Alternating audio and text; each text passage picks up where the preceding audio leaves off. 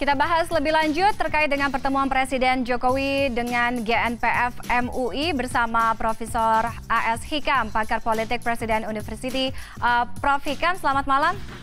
Selamat malam, Mbak. Saya di Solo, Mbak. Di Solo. Prof, Ya. saya ucapkan dulu selamat Lebaran, selamat Hari Raya Idul Fitri 1438 Hijriah. Iya, selamat Hari Raya Idul Fitri. Mohon maaf lahir batin. Iya. Minal aidin wal faizin. Minal aidin wal faizin. Prof Hikam, kita membahas terkait dengan pertemuan yang dilakukan oleh Presiden Jokowi pada hari Minggu kemarin dengan GNPF MUI. Walaupun ini katanya hanya membuka atau sekedar membuka jalur komunikasi antara Presiden dan juga GNPF MUI, tidak membahas adanya rekonsiliasi. Tapi apa yang Anda lihat, tanggapan Anda terkait dengan pertemuan antara keduanya ini? Ya, kalau saya sih melihat ini sebagai satu langkah yang sangat penting, terutama dari pihak GNPF MUI, karena menurut saya yang mempunyai interest atau kepentingan yang sangat serius untuk bertemu dengan Pak Presiden Jokowi adalah kelompok GNPF MUI, karena mereka memiliki kepentingan untuk membela, pertama tentu adalah Imam Besar FPI Habib Rizik Syihab. Yang kedua tentu berbagai macam kasus yang melibatkan tokoh-tokoh dari GNPF MUI maupun FUI seperti Al-Khattab, ya. Dan sehingga menurut saya ini bukan hanya sekedar berkomunikasi biasa, tetapi jelas mempunyai arah kepentingan politik. Ada arah atau indikasi mengarah ke kepentingan politik menurut Anda. Kalau tadi dijelaskan oleh pengacara juga bahwa ini bukanlah, tidak akan menjadi pertemuan yang terakhir, artinya akan ada pertemuan-pertemuan selanjutnya begitu. Menurut Anda seberapa besar atau seberapa penting Presiden untuk untuk mengakomodasi permintaan-permintaan dari GNPF ini?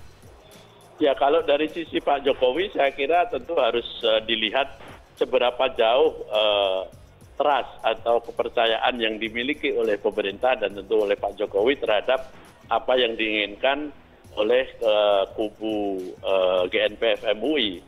Ya, sebab tentu kalau Pak Jokowi tidak berhati-hati di dalam menyikapi upaya seperti ini, bisa jadi nanti yang akan diperoleh bukan rekonsiliasi, ya, bahkan belum tentu akan terjadi suatu komunikasi politik yang baik, tetapi bisa jadi malah akan menciptakan kesan-kesan terutama dari para pendukung Pak Jokowi, ya. Jadi ini perlu betul-betul diperhatikan dan dikelola secara hati-hati.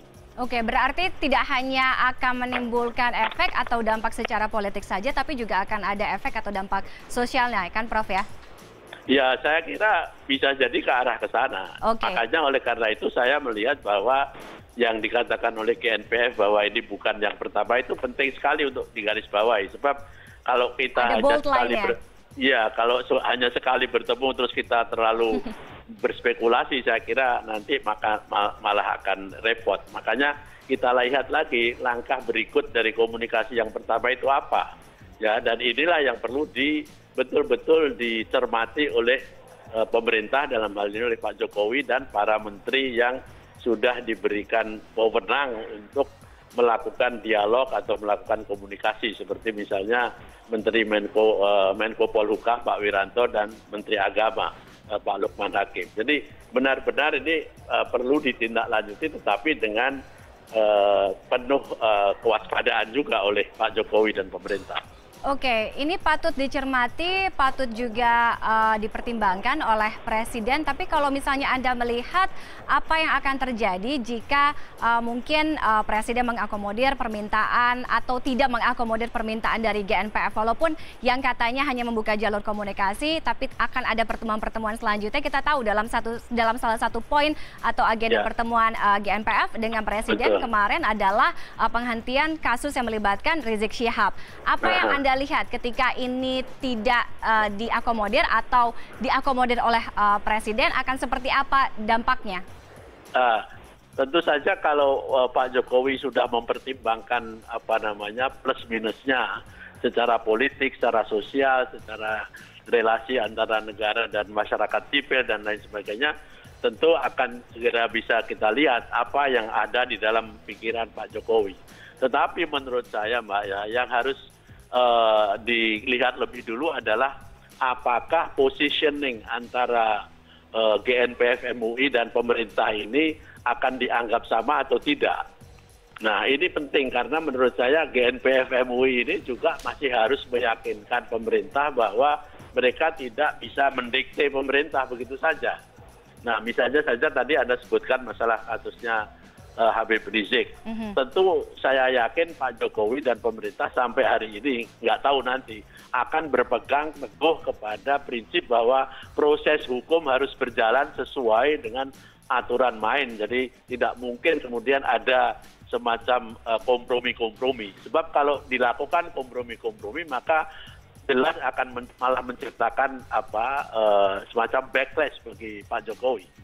Oke. Kalau Anda melihat itu tadi dari sisi Anda mengamati terkait dengan pertemuan. Kalau Anda mengamati atau mungkin Anda melihat menerka gerak-gerik apa yang akan dilakukan atau strategi apa yang akan dilakukan atau diambil oleh Presiden terkait dengan hal ini?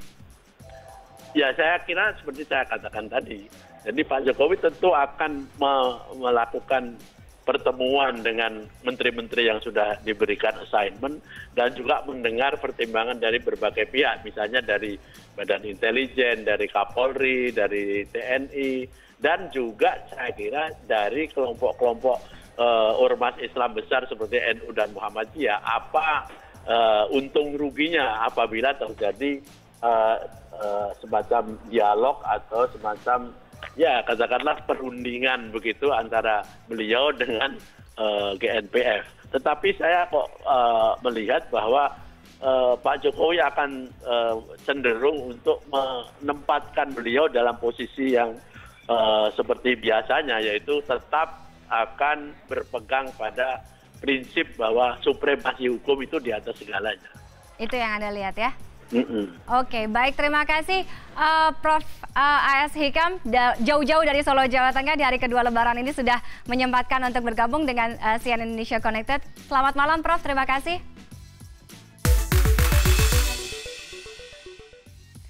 Pertemuan GNPF MUI dengan Presiden Jokowi di Istana pada hari Minggu kemarin juga mengundang beragam komentar dari netizen. Kita simak apa kata netizen terkait dengan pertemuan kali ini.